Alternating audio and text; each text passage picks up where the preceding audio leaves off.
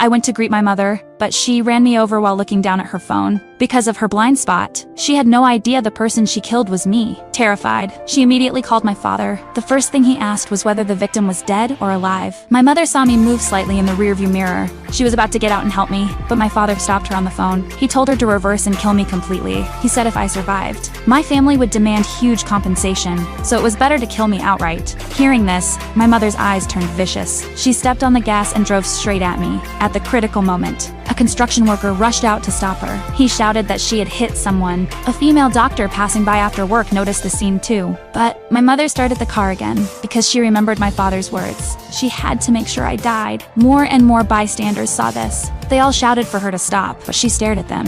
The worker punched through her window, then reached in and turned off the engine. He rushed to check my injuries. The doctor saw I was on the brink of death and placed me on a tricycle. The worker dragged my mother out of the car, accidentally breaking her high heel. My mother slapped him furiously, shouting that he couldn't afford her shoes. The worker grew angry, asking how she could care about shoes when a life was at stake. But my mother didn't care, saying it was just one life. She could afford to compensate. At that moment, the doctor found that I still had a heartbeat and told everyone to call an ambulance. The worker tried to make the call, but my mother knocked the phone from his hand. He ignored her and ran to borrow a coworker's phone, but she chased after him again, knocked the phone away and slapped him hard. She even threatened everyone, saying if anyone dared call an ambulance, she would use her power as a CEO's wife to crush them. Then she called my father, claiming she was being bullied by low-class people. My father said he was coming immediately. She hung up feeling invincible and told everyone they weren't allowed to leave. The doctor noticed my breathing getting weaker and begged everyone to contact emergency services to save me. The worker dashed to my mother's car to grab her phone,